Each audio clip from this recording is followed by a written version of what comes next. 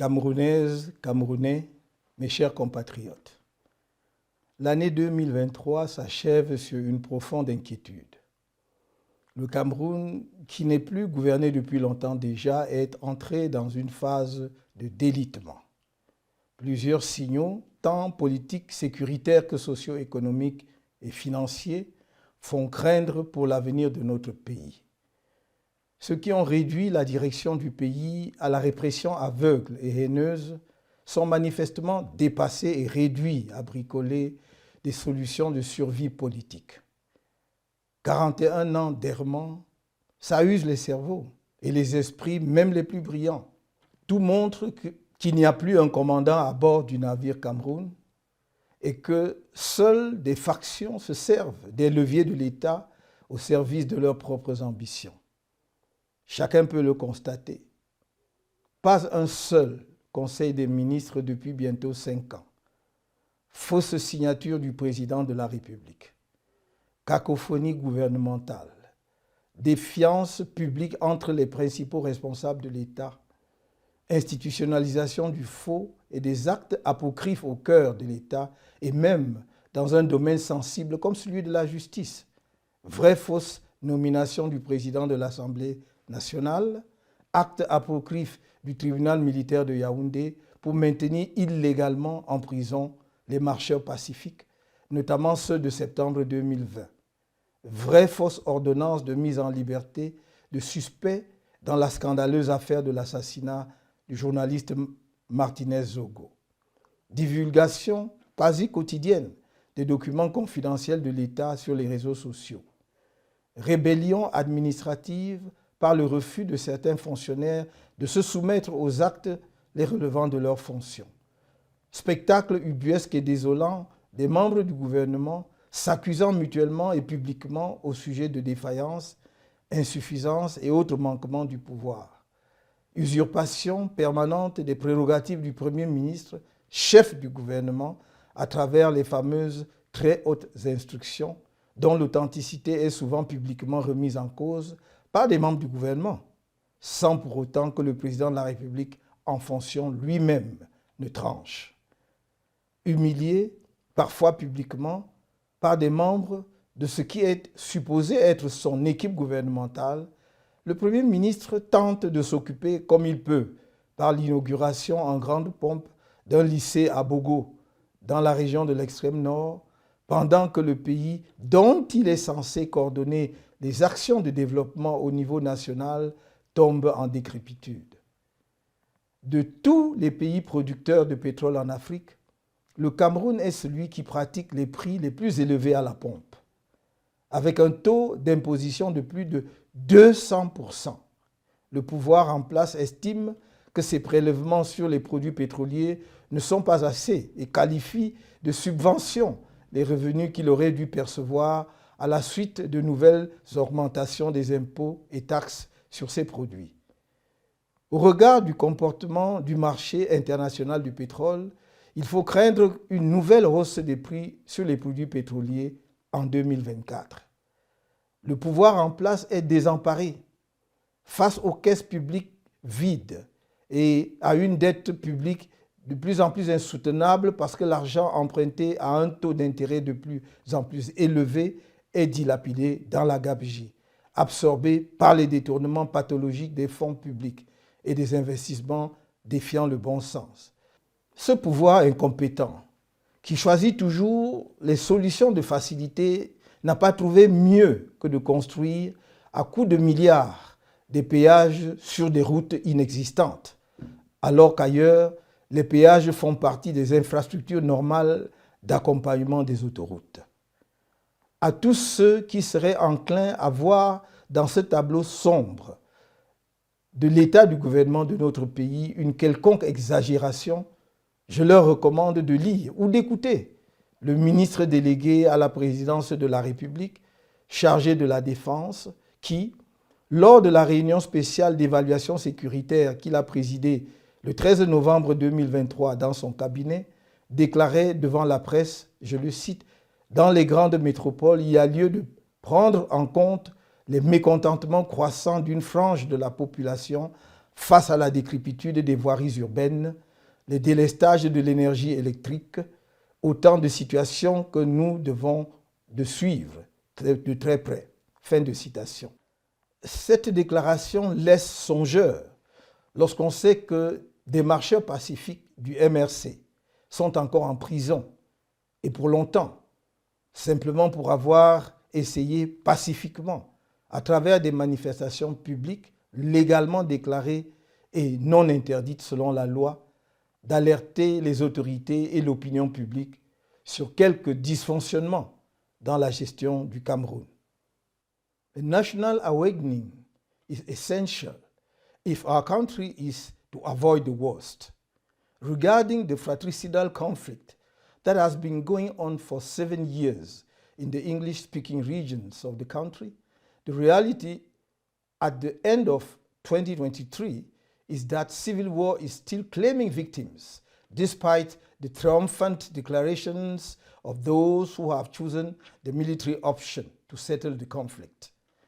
The Cameroonian government has already joined in mediation attempts, then suddenly denounced them, without it being possible to grasp the political logic of its spectacular U-turn.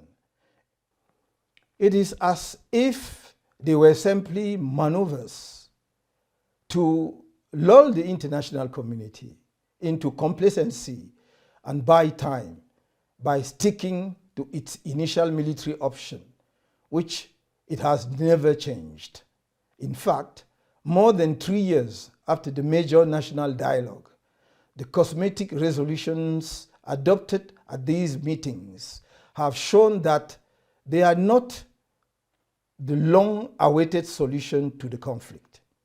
For the Cameroonian Renaissance Movement, CRM, as we have stated on several occasions, the Anglophone question and its generated conflict cannot be sustainably resolved by arms. I, therefore, reiterate the urgent need to finally organize a genuine and inclusive national dialogue, including the participant of those who claim to be of the southern Cameroons, during which the form of the state and the introduction of federalism will be particularly discussed. Outre la guerre civile en cours dans les régions anglophones, la guerre contre la secte Boko Haram n'est pas encore définitivement gagnée. Malgré les coups mortels portés par nos braves soldats à l'ennemi, des attaques armées sporadiques continuent de faire de nombreux morts dans l'extrême nord et perturbent la quiétude des populations qui errent faute d'un accompagnement approprié et suffisant des pouvoirs publics. D'importants efforts restent encore à fournir pour soulager ces populations en grande détresse. L'insécurité a gagné les villes et les villages et même les voies de communication, en particulier les principaux axes routiers du pays. Face à la montée générale de l'insécurité, avec notamment des assassinats à l'arme blanche et des féminicides, on est tenté de penser que le pouvoir a réduit les missions traditionnelles conjointes des forces de sécurité et de la justice à la seule répression des militants du MRC, dont le pacifisme à toute épreuve n'a pourtant jamais été pris à défaut depuis la création de notre parti. Camerounaises, Camerounais, mes chers compatriotes, la situation sociale est explosive dans le pays. Nous la vivons tous au quotidien. Longues coupures intempestives d'électricité et d'eau, explosion des prix sur les marchés, y compris ceux des denrées alimentaires et autres produits de première nécessité. Érosion du pouvoir d'achat des ménages, rupture du ravitaillement en carburant et en gaz, grèves multiples et répétitives, notamment celles des enseignants dont le pouvoir a organisé l'enlisement. Délabrement généralisé des infrastructures routières à travers le pays, ainsi que du paysage urbain, accentué par le non-ramassage des ordures ménagères, notamment dans la capitale politique, Yaoundé, et la capitale économique, Douala. Dégradation avancée des conditions de travail dans l'administration, manque chronique d'emploi et chômage endémique des jeunes, notamment des diplômés de l'enseignement supérieur. Grande détresse des retraités qui peinent à rentrer dans leurs droits, parfois plusieurs années après leur départ à la retraite, et j'en passe. Voilà autant d'éléments qui alimentent la colère sourde qui travaille la société camerounaise, dont la misère de plus en plus importante du plus grand nombre contraste violemment avec l'abondance, le luxe et les mondanités qu'une poignée de personnes, sans compassion ni éthique, leur jette au visage avec le plus grand mépris. Il suffit de voir avec quelle arrogance le gouvernement a géré le scandale économique et financier des lignes 94 et 65 du budget de l'État, ainsi que la décoration des acteurs des scandales de la CAN 2019-2022 et de la COVID-19 pour mesurer son dédain pour le peuple camerounais. Ensemble, dans les urnes et dans la paix, tournons la page du régime tribaliste, corrompu et incompétent du RDPC en 2025 afin d'éviter l'implosion de notre pays. À cette fin, j'appelle les Camerounais à s'inscrire massivement sur les listes électorales dès leur ouverture au début du mois de janvier et d'aller voter le moment venu, surtout protéger et défendre leur vote. J'ai abrégé ces actions par le sigle IVSD, c'est-à-dire s'inscrire, voter, surveiller et défendre son vote. Si nous le faisons, notre victoire, c'est-à-dire celle des Camerounais de toutes les régions et de tous les bords politiques qui veulent le changement, est certaine. Dans cet ordre d'idées, j'invite une fois de plus ELECAM à ne plus manipuler les listes électorales, notamment en organisant délibérément un décalage entre les inscriptions massives des Camerounais, observables par tous, et le nombre d'électeurs finalement admis à voter. Plus que jamais, la situation politique et sociale du Cameroun est telle que chaque acteur du processus électoral doit éviter à tout prix d'être celui qui craque une allumette dans une usine à gaz. La convention statutaire du Mouvement pour la Renaissance du Cameroun s'est tenue les 9 et 10 décembre 2023 à Yaoundé, avec le succès retentissant qu'on connaît et dont les échos nous parviennent encore de tous les coins du pays et de diverses parties du monde. Quelles que soient les raisons pour lesquelles on nous a contraints à débuter les travaux de cette convention très tard dans la nuit, le pari sombre d'un affrontement entre nos milliers de délégués à la dite convention, que l'on espérait exaspérer, et les forces prépositionnées aux abords du palais des congrès pour les besoins de la cause ne s'est pas réalisé. Une fois de plus, les militants du MRC ont refusé de céder à la provocation et ont administré une leçon de discipline, de détermination et de courage aux extrémistes du régime en place. Je tiens à les remercier pour leur comportement digne et exemplaire et pour la réussite exceptionnelle de cette convention historique. Les amis politiques délégués à cette convention ont voté massivement en faveur de la liste que je portais. Ils m'ont donc renouvelé leur confiance pour diriger notre parti pendant les 5 prochaines années. Conformément à nos statuts, en me reconduisant au poste de président national du parti, ils ont également fait de moi le candidat du MRC au prochain scrutin présidentiel de 2025 ou avant. Je les en remercie et les assure que, comme en 2018, je mettrai toute mon énergie au service de cette candidature afin que soit réalisée l'espérance commune qu'elle suscite pour ce scrutin de 2025, crucial pour l'avenir de notre pays. Avant cette convention et lors de son déroulement, d'autres partis politiques, des organisations de la société civile et des personnalités indépendantes ont décidé délibérément de créer une dynamique politique autour de ma candidature à la prochaine élection présidentielle.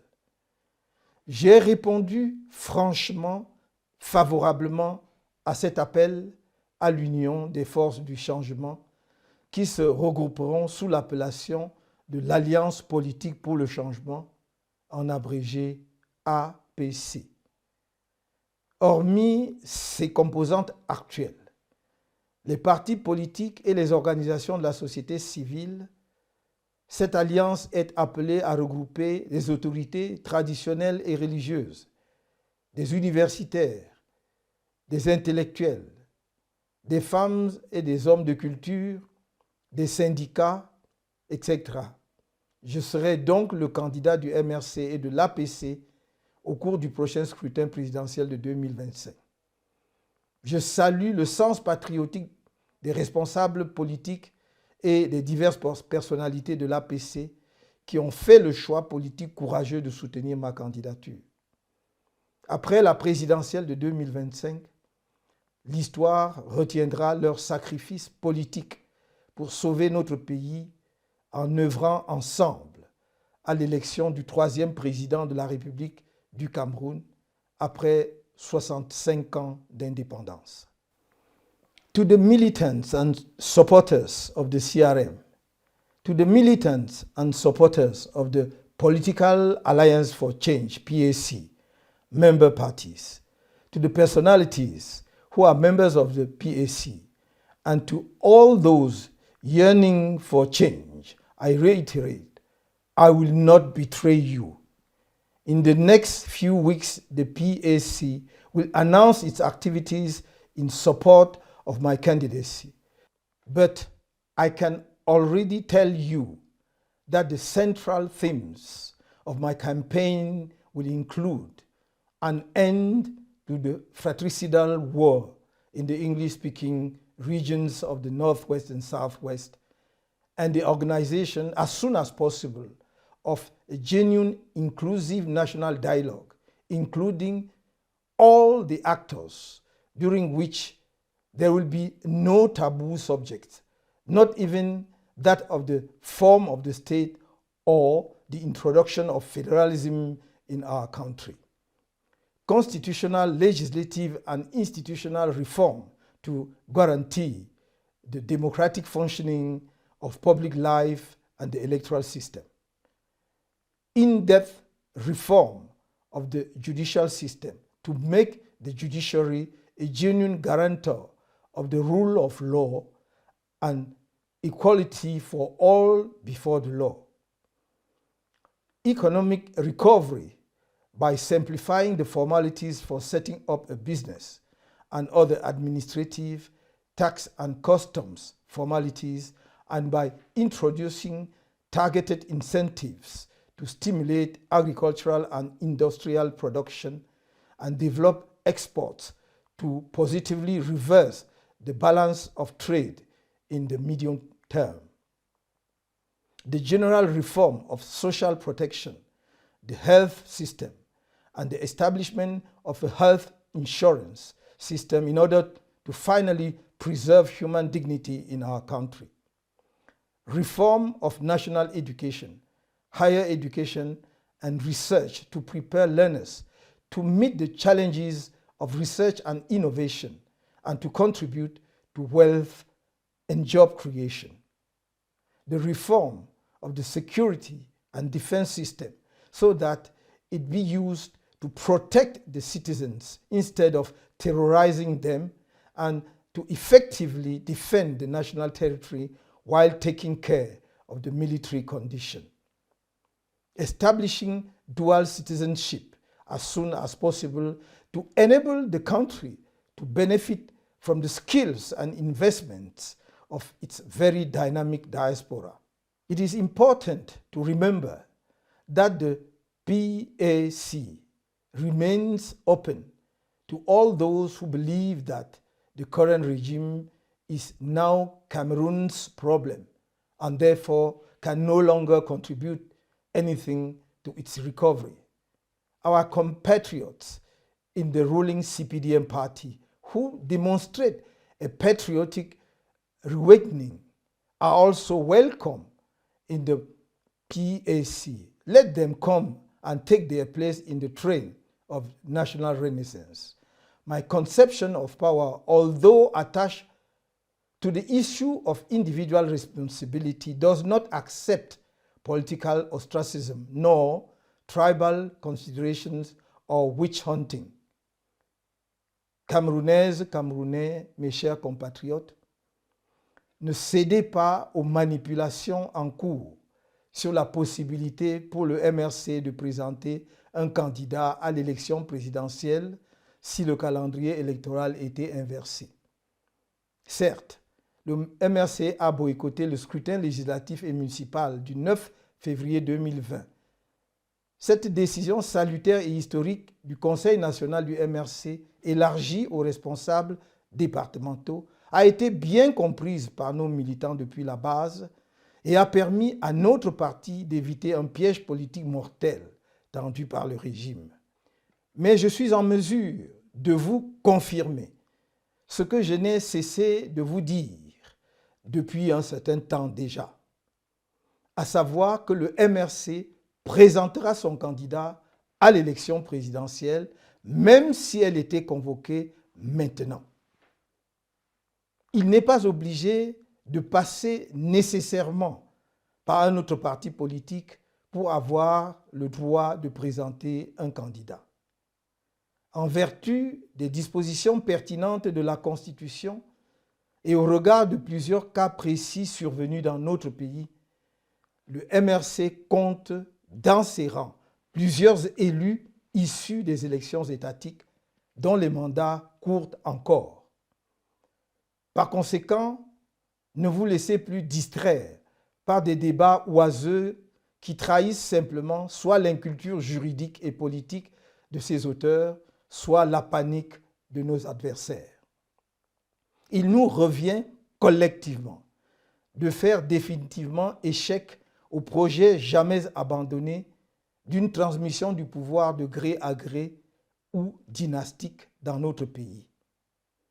Par son vote, chacun de nous tient entre ses mains la clé du changement au Cameroun.